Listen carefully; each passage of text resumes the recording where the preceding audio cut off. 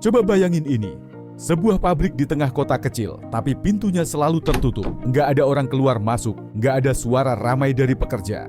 Tapi, setiap hari, ratusan produk keluar dari sana. Mulai dari panel surya, modul sensor, sampai komponen mobil listrik terbaru. Gimana caranya?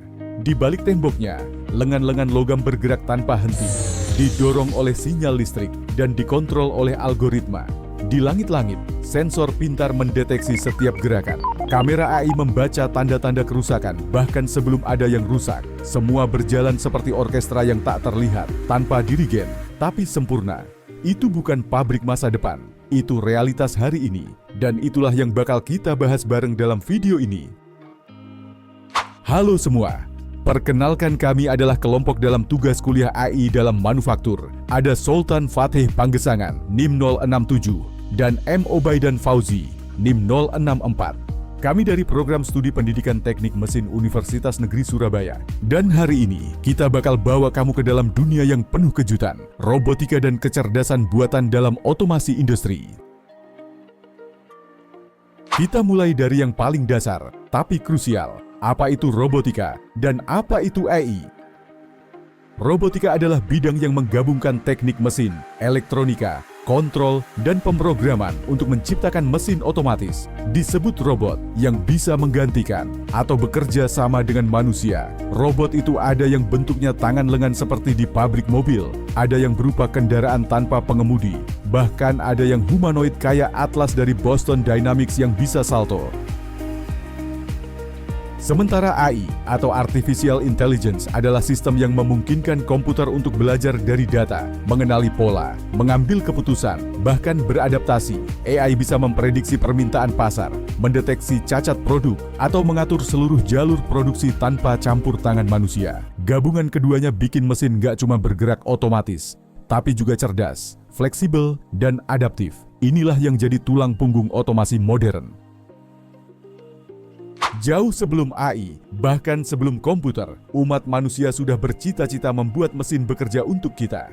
Di abad ke-18, saat revolusi industri pertama dimulai, otomasi lahir dalam bentuk sederhana, alat tenun otomatis, mesin uap, dan sistem mekanik berbasis roda gigi.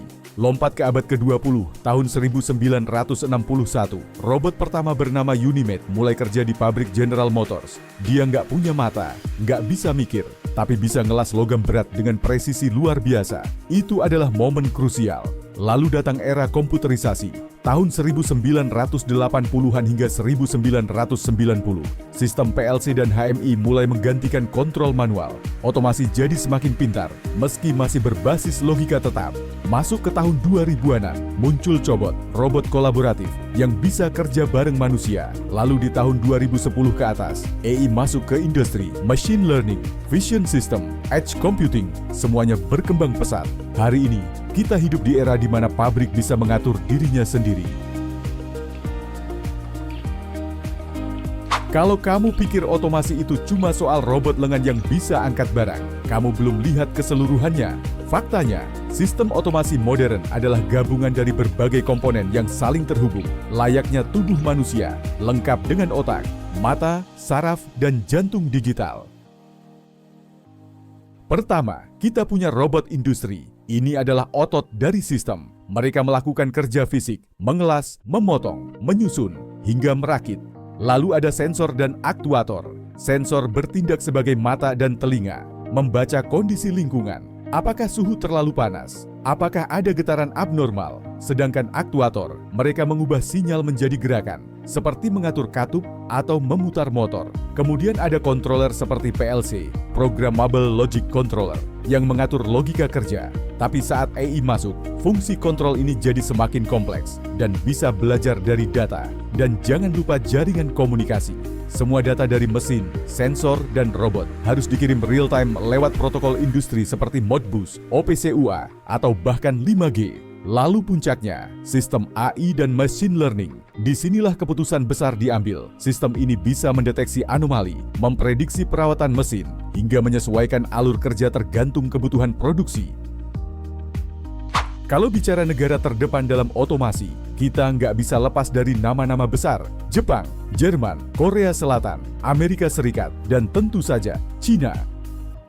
Di Jepang, perusahaan seperti Fanuc dan Yaskawa adalah pelopor robot industri sejak puluhan tahun lalu. Robot mereka ada di hampir semua lini produksi elektronik dan otomotif.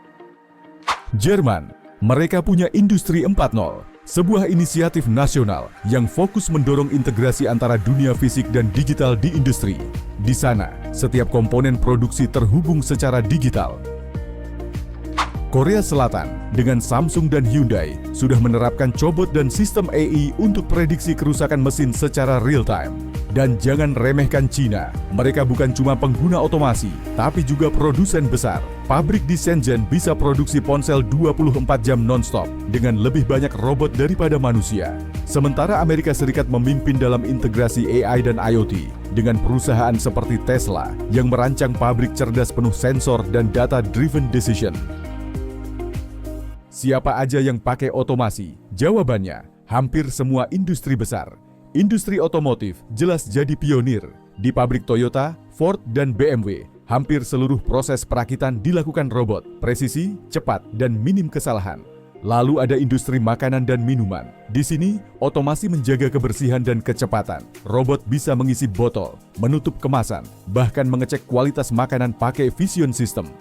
Di sektor logistik, Amazon menggunakan ribuan robot Kiva untuk mengatur penyimpanan barang. Mereka bergerak otomatis, saling menghindar tanpa tabrakan. Bahkan di pertambangan dan migas, robot bawah tanah, drone inspeksi, hingga AI untuk simulasi pengeboran semua sudah dipakai. Intinya, dari pabrik mobil sampai tambang batu bara, semua mulai bergerak ke arah yang sama, otomasi total.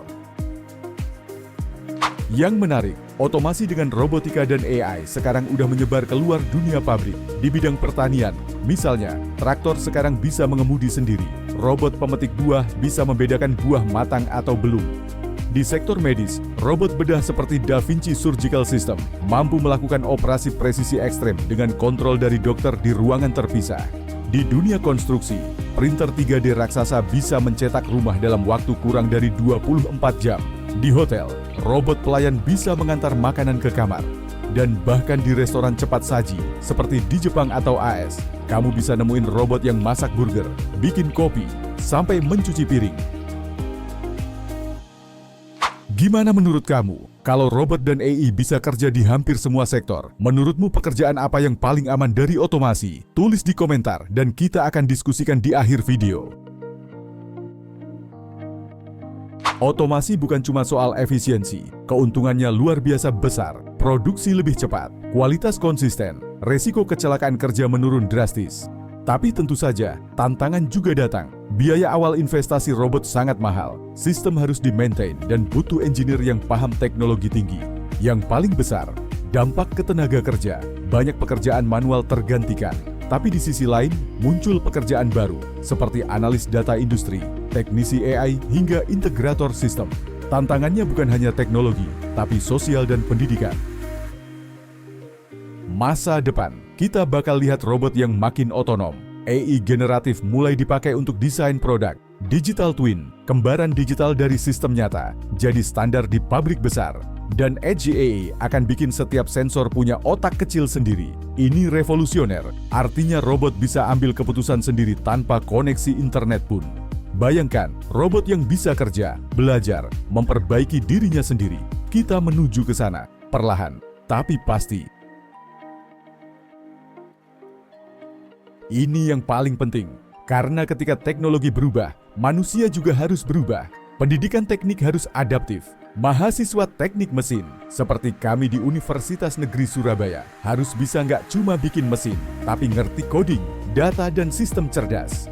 Dan kamu yang nonton, baik pelajar, guru, pengusaha, semua harus siap. Dunia berubah bukan dalam 10 tahun ke depan, tapi sekarang.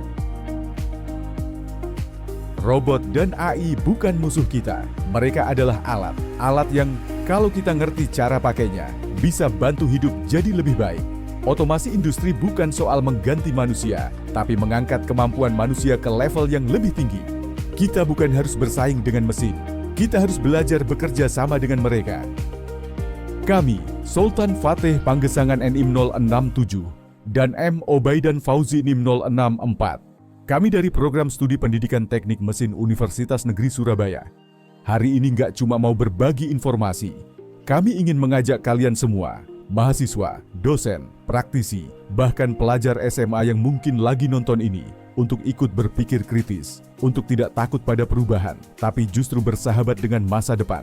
Kalau kamu merasa video ini bermanfaat, jangan ragu buat klik like. Kasih komentar ide atau pendapat kamu soal robot dan AI di dunia industri. Kami sangat terbuka diskusi. Dan jangan lupa, share ke temanmu yang sedang kuliah teknik atau yang tertarik dunia otomasi. Karena percakapan kayak gini nggak boleh berhenti di sini. Terima kasih sudah nonton sampai akhir. Tetap semangat belajar, teruslah bertanya, teruslah berkembang.